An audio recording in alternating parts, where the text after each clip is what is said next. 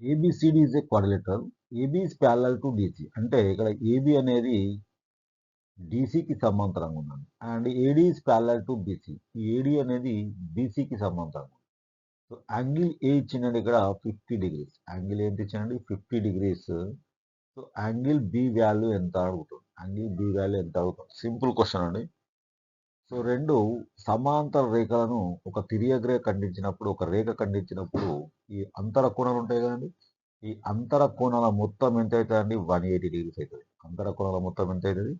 180 degrees. Some of the interior angles of one side of the transversal is 180 degrees అవుతుందండి. So ఇక్కడ 50 ఉంది కదండి.